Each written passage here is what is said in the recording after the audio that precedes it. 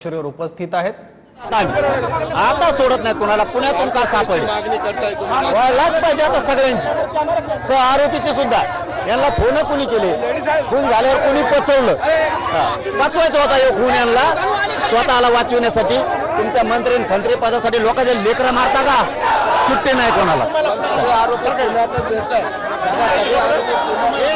ठेवले 100% हे राजकीय लोकांच्या पाठबळाने ठेवले, त्यांना सांभाळलं गेलं। एका लेकराचा खून झाला हे यांच्यासाठी महत्वाचं नव्हतं, यांच्यासाठी महत्वाचं होतं आरोपी सांभाळून ठेवणं। इतके नालायक वृत्तीचे लोक सुद्धा राजकारणात आणि काही लोक आहेत हे आता याच्यातून सिद्ध झाले। चला चला चला, सॉरी सॉरी सॉरी, चला चला चला, सगळे होणार, आणखीन होणार, याच्यात खूप मोठी साखळी।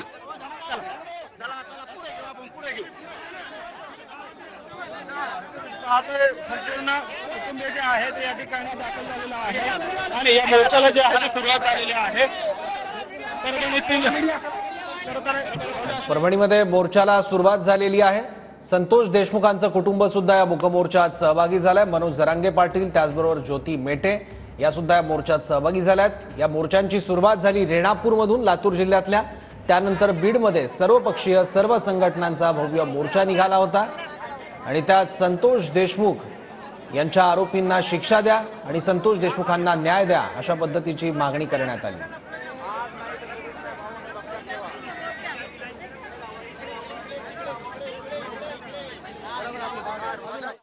चला जे आहे ते आता सुरुवात झालेली आहे आणि संपूर्ण कुटुंबीय देशमुखांचे या ठिकाणी दाखल झालेलं आहे। काही मोर्चामध्ये सहभागी झालेले काय सांगतात? आम्हाला एकच वाटतं, आम्ही इथे न्याय मागायला आलोत आणि आम्हाला न्याय मिळाला पाहिजे। खरं तर बीडमध्ये मोठा मोर्चा निघाला, रेणापूरमध्ये देखील निघाला, आता परभणीमध्ये एकच वाटतं की ज्या प्रकारे मोर्चामध्ये लोक सहभागी झालेत आणि तुम्ही असेच आमच्या पाठीमागे राहा। न्याय मिळूस तर नाही तर आमच्या पुढील वाटचालीसाठी सुद्धा आम्हाला तुमची गरज आहे। 3 आरोपी फरार होते, त्यातले 2 सापडलेले आहेत, आणखी एक सापडायचं आहे। त्यांना पण लवकरात लवकर सापडलं पाहिजे। दादा काय सांगाल? खरं तर मोर्चा निघालेला आहे, जोरदार प्रतिसाद मिळतोय। बीडमध्ये देखील असाच न्यायासाठीचा हा मोर्चा आहे। न्याय मागण्यासाठी लोक एकत्र येत आहेत, सर्व जाती धर्मातील येत आहेत आणि आम्हाला न्याय पाहिजे। आम्ही न्याय घेणार आहोत। काय म्हणाले एकंदरीत तपासाच्या बद्दल काय म्हणाल? आता एकच आरोपी तपास चालू आहे, आज लवकरच तो आरोपी पकडण्यात येईल। पकडतील लोक, जे यंत्रणा आहे ते लवकरच तो आरोपी जेरबंद करतील। निश्चितपणे मनोज दादा जरांगे सुद्धा या खरं तर 2 आरोपी सापडलेले आहेत, आणखी एक आरोपी फरार आहे। लवकरच सापडेल, राहिलेला आरोपी लवकरच सापडेल। यापेक्षा तिसरा आरोपी केव्हापर्यंत सापडेल, काय पोलीस यंत्रणांची काय माहिती आहे? पोलीस यंत्रणेकडून काय संपर्क झालेला आहे का आपल्याला?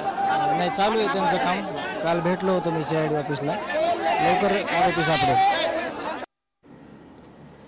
रेणापूर आणि बीड नंतर आता परभणीमध्ये सुद्धा मुकमोर्चा जो आहे तो निघालेला आहे आणि संतोष देशमुखांचं कुटुंब या मुकमोर्चामध्ये सहभागी झालेलं आहे। मनोज जरांगे सुद्धा या मुकमोर्चामध्ये काही वेळापूर्वी सहभागी झाले।